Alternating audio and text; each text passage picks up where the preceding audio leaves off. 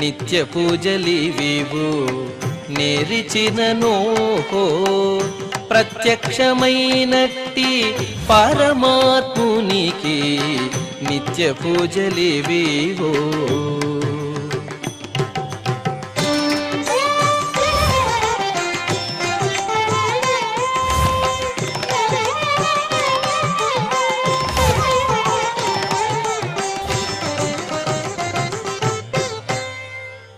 ఓం నమో వెంకటేశాయ.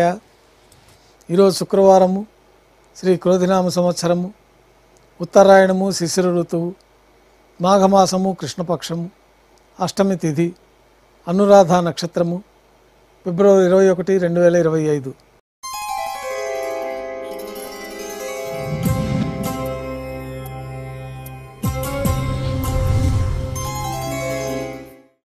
ఉభయ దేవేలతో శ్రీ మలయప్ప స్వామివారు బంగారు తిరిచిపైన వేయించేసి విమాన ప్రదక్షిణంగా సంపంగి ప్రాకారంలో కల కళ్యాణ మండపానికి చేరుకుంటారు. కళ్యాణోత్సవం ప్రారంభమవుతుంది.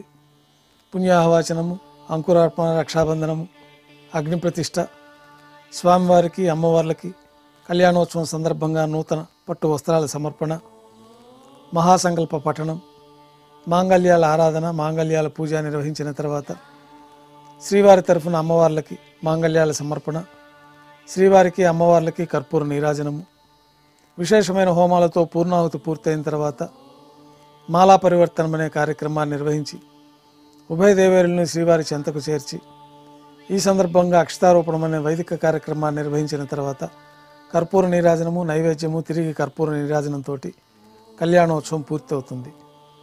కళ్యాణోత్సవ భక్తుల దర్శనం అనంతరం ఉభయ దేవేలతో శ్రీ మలయప్ప స్వామివారు ధ్వజస్తంభం వద్ద కల అద్దాల మండపానికి చేరుకుంటారు. వేదపారాయణ నడుమ ఊంజల్ సేవ నిర్వహించి కర్పూర నీరాజనంతో ఊంజల్ సేవ పూర్తి అవుతుంది.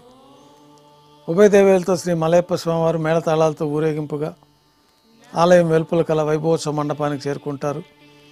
ఆర్జిత బ్రహ్మోత్సవంలో భాగంగా స్వర్ణ గరుడ వాహనంపైన శ్రీ మలయప్ప స్వామివారు వేంచేస్తారు. కర్పూర నీరాజనంతో స్వర్ణ గరుడ వాహన సేవ పూర్తి అవుతుంది. హనుమంత వాహనంపైన శ్రీ మలయప్ప స్వామివారు వేంచేస్తారు. కర్పూర నీరాజనంతో హనుమంత వాహన సేవ పూర్తి అవుతుంది.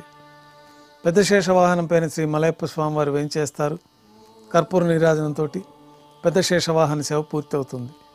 ఉభయ దేవేలతో కలిపి శ్రీ మలయప్ప స్వామివారికి తిరుచుపైన కర్పూర నీరాజనం సమర్పించి ఆర్జిత బ్రహ్మోత్సవం పూర్తి అవుతుంది.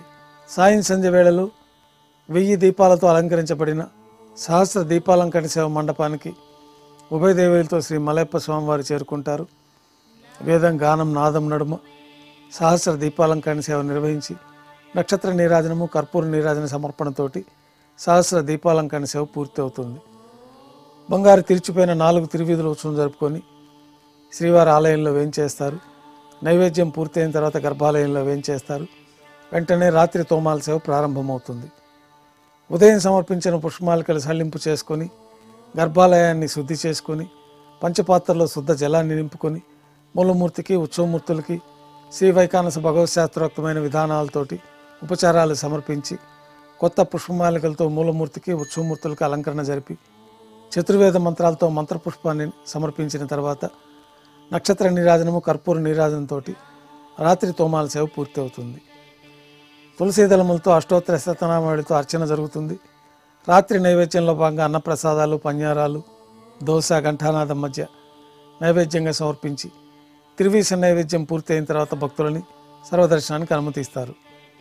కొద్ది విరామం తర్వాత ఏకాంత సేవలో భాగంగా రాత్రి సమర్పించిన పుష్పమాలికలు సల్లింపు చేసుకొని గర్భాలయాన్ని శుద్ధి చేసుకొని బంగారు పంచపాత్రలో బ్రహ్మ తిరువారాధన కోసమై తీర్థాన్ని సమర్పించి ఏకాంత సేవలో భాగంగా కౌతుకభైరమైన శ్రీ భోగ శ్రీనివాసమూర్తి వారిని బంగారు పట్టు పాన్పు పైన వేయించేసి ఈ సందర్భంగా స్వామివారికి దారోష్ణమైన గోక్షీరము, జీడిపప్పు, ద్రాక్ష, కలకండ కలిపిన మిశ్రమాన్ని నైవేద్యంగా సమర్పించి కర్పూర నీరాజనంతో ఏకాంత సేవ పూర్తి అవుతుంది. ఓం నమో వెంకటేశాయ.